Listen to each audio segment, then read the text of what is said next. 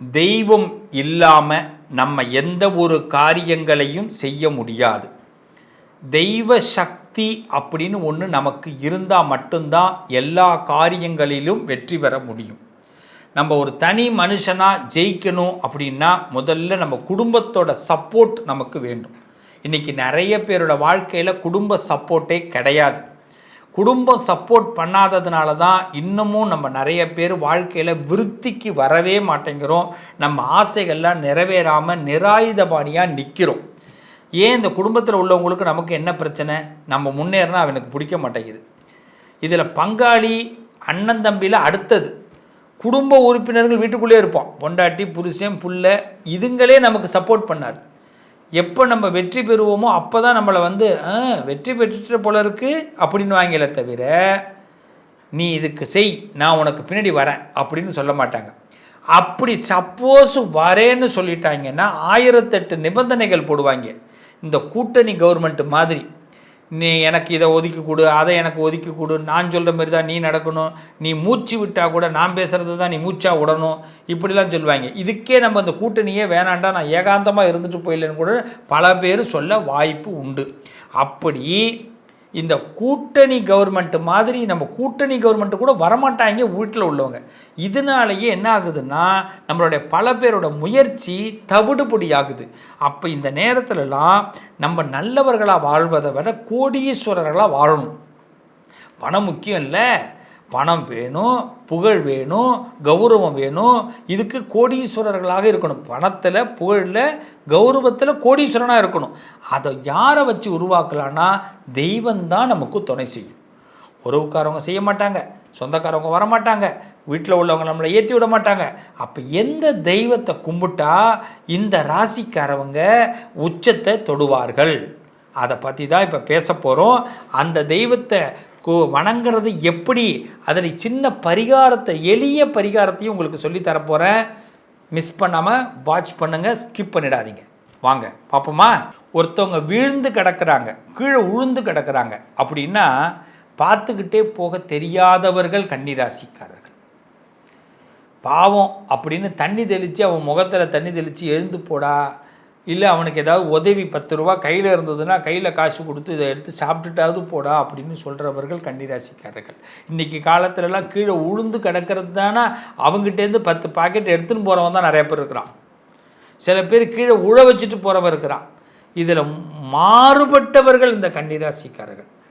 கன்னிராசிக்காரவங்கள்ட்ட நீங்கள் ஏதாவது ஒரு உதவின்னு கேட்டு பார்த்துருங்க, மனசு அவங்களுக்கு அடிக்கும். ஐயோ இந்த உதவியை செஞ்சுருக்கலாமோ, செய்ய மறுத்துட்டா கூட அந்த நேரம் கூட திடீர்னு நான் இல்லை நான் வெளியில் போகிறேன்னு சொல்லியிருக்கலாம், உண்மையை சொல்லியிருக்கலாம், பொய்யா கூட சொல்ல தெரியாது. ஆனால் அதுக்கு பிறகு அந்த மனசு அவங்க கேட்டார், என்ன இருக்கோ அதை நான் கொடுத்துருக்கலாம், ஐயோ இந்த நேரம் விட்டுட்டனே அப்படின்னு அடிக்கடி மனசை கண்டு மனசு அடிச்சுக்கும். இந்த மனசை அடிச்சுக்கிறதுனாலேயே பல மனசை விட முடியாமல் எல்லாரையும் இழுத்து பிடிச்சி வச்சுப்பவர்கள் தான் இந்த கன்னிராசிக்காரர்கள். இப்படி இழுத்து பிடிச்சி வச்சிருக்கிறவங்களுக்கு ஒரு காவல் தெய்வம் இருக்குது. அந்த காவல் தெய்வத்தை தொடர்ந்து வழிபாடு பண்ணும்போது அந்த கன்னிராசிக்காரர்கள் மனசில் இருக்கிற காயங்கள்லாம் ஆறிடும்.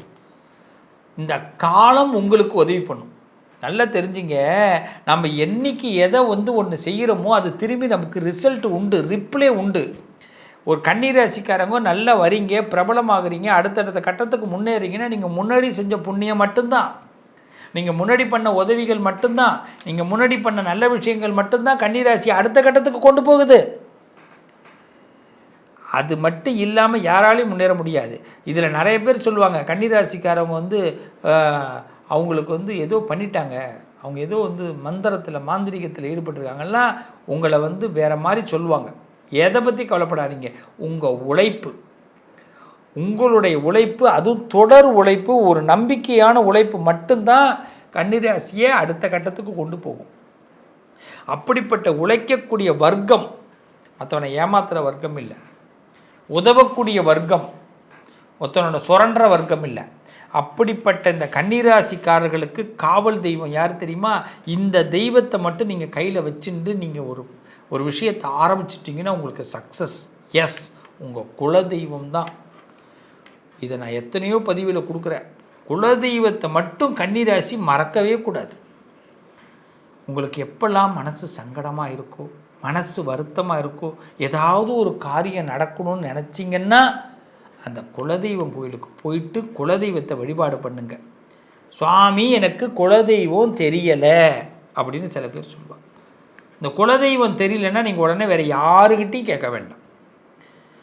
உங்கள் அப்பா அம்மாவுக்கு குலதெய்வம் தெரிஞ்சாதான் உண்டு, உங்கள் தாத்தா பாட்டிக்கு குலதெய்வம் தெரிஞ்சாதான் உண்டு. அவங்களுக்கே இந்த குலதெய்வம் தெரியலன்னா நீங்கள் வேறு யாருக்கிட்ட கேட்டாலும் அது சரியான குலதெய்வமாக இருக்காது. அப்போ நம்ம என்ன பண்ணணும்? ரொம்ப சிம்பிள். குலதெய்வம் தெரியாதவங்க உங்கள் வீட்டில் ஒரு வேப்பங்குச்சி, ஒரு ஆலங்குச்சி, நல்ல இதை பாருங்கள், இந்த ஒரு ஜான் அளவுக்கு வேப்பங்குச்சி, ஒரு ஜான் அளவுக்கு ஒரு ஆலங்குச்சி. அந்த காலத்துலலாம் பார்த்திங்கன்னா செவுத்தில் மஞ்சள் தடவி அங்கே ஒரு ஓட்டை ஒன்று போட்டு அதுக்குள்ளே அதை அடித்து வச்சுருப்பாங்க. அதில் பூ சுற்றுவாங்க. அதில் வந்து ஒரு 5 பொட்டு வச்சுருப்பாங்க. பழைய வீடுகளில் பார்த்திங்கன்னா கிராமங்களில் உண்டு. குலதெய்வம் தெரியாதவங்க அந்த குலதெய்வமாக வழிபாடு பண்ணுவாங்க, இஷ்ட தெய்வமாக வழிபாடு பண்ணுவாங்க. இப்போ நம்ம என்ன பண்ணணும்? மரம், ஆலமரம், அரச மரத்தை ஒரு சின்னதாக ஒரு கட்டை ஒன்று அடித்து அதில் இந்த வேப்பங்குச்சி ஆலங்குச்சியை அதில் வந்து நட்டுடணும். அதாவது அதை பார்த்திங்கன்னா அந்த ஓட்டை விட்டு அதை கரெக்டாக அதில் ஃபிக்ஸ் பண்ணிவிடுவாங்க. அப்படி ஃபிக்ஸ் பண்ணிவிட்டு அந்த வேப்பங்குச்சி ஆலங்குச்சியை நம்ம அந்த வீட்டில் சுவாமி ரூமில் வச்சு எப்பயும் வழிபாடு பண்ணணும். ஒரு மஞ்சள் கிழங்கு வச்சுக்க வேண்டியதுதான். அம்பாளை பிரார்த்தனை பண்ணுங்க, சுவாமி நீ எனக்கு குலதெய்வம் யாருன்னு எனக்கு தெரியாது, ஆலனும் அரசனும் வேப்பனும் நமக்கு வந்துட்டால் குலதெய்வம் அதுக்குள்ளே தான் இருக்குது. இந்த 3 இடத்துல தான் குலதெய்வம் இருக்குது. ஆலை, அரச, வேப்ப. ஆலமரம், அரச மரம், வேப்ப மரம், இதுலேருந்து குச்சி தான். அதை எடுத்து வச்சு குலதெய்வம் தெரியாதவங்க டெய்லி ஒரு நெய் விளக்கு ஏற்றுங்க. இல்லையா பௌர்ணமி நெய் விளக்கு ஏற்றுங்க. டெய்லி ஏற்றுறது நல்லது, பௌர்ணமி ஏற்றுறது ரொம்ப விசேஷம். இதை மட்டும் செய்யுங்க. கன்னிராசிக்காரர்கள் குலதெய்வம் தான் உங்களுக்கு காவல் தெய்வம். குலதெய்வம் தெரிந்தவர்கள் குலதெய்வம் கோயிலுக்கு ஒரு தடவை போயிட்டு வாங்க. பௌர்ணமி உங்கள் குலதெய்வ சாமிக்கு உங்கள் வீட்டில் பூஜை பண்ணுங்கள். உங்கள் வீட்டில் குலதெய்வத்தை நினச்சி வழிபாடு பண்ணுங்கள். நிச்சயமாக அவங்க காவலாக இருந்து உங்களுக்கு வரக்கூடிய கஷ்டத்தை நீக்கி கொடுப்பாங்க. அந்த குலதெய்வம் எதுவோ அதற்குரிய மந்திரம் இன்றைக்கி கூகுளில் சர்ச் பண்ணால் வந்துடும். காயத்ரி மந்திரம். இந்த குலதெய்வத்துக்குள்ள காயத்ரி மந்திரத்தை சொல்லுங்கள். குலதெய்வம் தெரியாதவர்கள் என்ன மந்திரத்தை சுவாமி சொல்கிறது அப்படின்னா, நீங்கள் சிவனுடைய காயத்ரி, சக்தியுடைய காயத்ரியே சொல்லுங்கள். அம்பாளுடைய காயத்ரி, சர்வமங்கல மாங்கல்யே சிவே சர்வார்த்த சாதகே சரண்யே திரியம்பகே கௌரி நாராயணி நமோஸ்துதே. அவ்வளோதான். சிவனுடைய காயத்ரியை சொல்லுங்க, அம்பாளுடைய மந்திரத்தை சொல்லுங்க, முடிஞ்சிருச்சு. அதுக்கு பிறகு அம்பாள் அந்த பக்கத்திலே உட்காந்துருப்பாள். குலதெய்வம் தெரியாதவர்களுக்கு தான் நான் சொன்னது. குலதெய்வம் தெரிந்தவர்கள் குலதெய்வத்தை போய் வழிபாடு பண்ணுங்க. குலதெய்வம் தான் உங்களுக்கு காவல் தெய்வம். அவங்கள்ட்ட சொல்லிட்டு எந்த காரியத்தை செய்யுங்க. கன்னிராசிக்காரர்கள் நிச்சயமாக கோடீஸ்வரர்கள் ஆவீங்க. நிரந்தர வெற்றி உங்களுக்கு கிடைக்கும். குலதெய்வத்துக்குள்ள பரிகாரமும் குலதெய்வத்துக்குள்ள மந்திரங்களையும் தொடர்ந்து சொல்லுங்கள். எந்த குலதெய்வமும் அந்த குலதெய்வத்துக்கு ஒரு காயத்ரி மந்திரம் இருக்கும். அந்த காயத்ரி மந்திரத்தை சொல்லுங்கள். முனீஸ்வரனா, துர்க்கையா, பெருமாளா, முருகனா, ஐயனாரா, அங்காளம்மனா, எல்லா சுவாமிக்கும் அந்த காயத்ரி மந்திரம் இருக்கும். அந்த மந்திரங்களை பரிகாரமாக நீங்கள் எளிய பரிகாரம் அவ்வளோதான் செஞ்சு பாருங்கள், நல்லது நடக்கும். என்னங்க, நான் சொன்ன தெய்வத்தை வழிபாடு பண்ணுறீங்களா? நான் சொன்ன தெய்வத்தை மட்டும் காவல் தெய்வமாக எடுத்துக்கிட்டு இந்த ராசிக்காரவங்க வழிபாடு பண்ணுங்க. நான் சொன்ன இந்த எளிய பரிகாரத்தை மட்டும் செஞ்சுட்டு வாங்க. உங்கள் வாழ்க்கையில் ஒரு புது சக்தி கண்டிப்பாக கிடைக்கும். புது சக்தி இருந்தால் போதும், சகலமும் நமக்கு உண்டுங்க. நீங்கள் என்ன ஆசைப்படுறீங்க? பதவிக்கு வரணும்னு ஆசைப்படுறீங்களா? பணம் வேணும்னு ஆசைப்படுறீங்களா? ஆசைப்பட்ட பொருள் கிடைக்கணும்னு நினைக்கிறீங்களா? ஆசைப்பட்டவர்கள் நமக்கு அமையணும்னு நினைக்கிறீங்களா? ஆசைப்பட்ட விஷயங்கள் எல்லாம் அமையணும்னு நினைக்கிறீங்களா? வீடு கட்டணுமா, கல்யாணம் பண்ணணுமா, குழந்தை பெற்றுக்கணுமா, நிம்மதியாக இருக்கணுமா? கரெக்டு தானே? இது எல்லாம் நடக்க சிம்பிளாக சொல்லி கொடுத்துருக்குறேன். இந்த சுவாமியை வழிபாடு பண்ணுங்கள். அதே மாதிரி அந்த சுவாமிக்கு ஏற்ற மாதிரி எளிய பரிகாரத்தை பண்ணுங்கள். நிச்சயமாக ஒவ்வொருத்தவங்களும் இல்லை என்ன தெரியுமா, ஒரு பெரிய ஸ்பெஷல், உங்களால் உங்கள் குடும்பத்தில் உள்ளவங்களும் நிம்மதியாகுவாங்க. உங்கள் குடும்பத்தில் உள்ளவங்க தான், நம்ம குடும்பத்தில் உள்ளவங்க நமக்கு நிம்மதியை கொடுக்கல, நம்மளை ஏற்றி விடலை. ஆனால் பாருங்கள், நம்ம எவ்வளோ நல்லவங்க பாருங்கள். நம்ம இந்த சுவாமியை கும்பிட்றதுனால, இந்த பரிகாரம் பண்ணிக்கிறதுனால நம்ம குடும்பமும் நல்லா இருக்க போகுது, நாமளும் நல்லா இருக்க போகிறோம். இதில் யார் சுயநலவாதி, யார் பொதுநலவாதி? என்றைக்குமே நீங்கள் பொதுநலவாதி தான் அப்படிங்கிற ஒரு பெருத்த சந்தோஷம் என்றைக்கு இருக்குங்க. என்றைக்குமே அன்னை ஆதிபராசக்தி அபிராமியை எல்லாரும் வழிபாடு பண்ணுங்க. உங்கள் வாழ்க்கையில் என்றைக்காவது, ஏன்னா இது எல்லாருக்கும் உள்ள ஒரு மந்திரம், என்றைக்கு உங்கள் வாழ்க்கையில் மனசில் அதிருப்தி ஏற்படுகிறதோ, மன கஷ்டம் ஏற்படுகிறதோ, வருத்தம் ஏற்படுகிறதோ, எனக்கு இந்த இடத்துக்கு வழியே கிடைக்கலப்பா அப்படின்னு சொல்ல உங்களுக்கு மனசு என்றைக்கு வருதோ, அம்பாளுடைய பாதத்தை போய் பிடிங்க, அபிராமியை போய் பாருங்கள், அபிராமியோடைய பாதத்தை போய் பிடிங்க. அம்மா சரணாகதி அடைஞ்சிட்டம்மா, அமாவாசையை பௌர்ணமியாக ஆக்கி கொடுத்தவன் நீதான் தாயி, இன்றைக்கி நிறைஞ்ச அமாவாசையாக என் வாழ்க்கை இருக்குது, அதை பௌர்ணமியாக ஆக்கு தாயி அப்படின்னு அந்த தாய்கிட்ட நீங்கள் மன்றாடி கேளுங்க. அந்த தாய் கண்டிப்பாக உங்கள் வாழ்க்கையில் கடன்கிற அமாவாசையை விளக்குவா, கஷ்டங்கிற அமாவாசையை விளக்குவா, நீங்கள் நினைக்கிற எல்லா காரியங்களும் தடைங்கிற அமாவாசையை விளக்கி உங்களுக்கு பௌர்ணமியை அந்த அம்பாள் கொடுப்பா. இதுக்கு நீங்கள் செய்ய வேண்டியது அந்த அபிராமியை தரிசனம் பண்ணுங்கள்.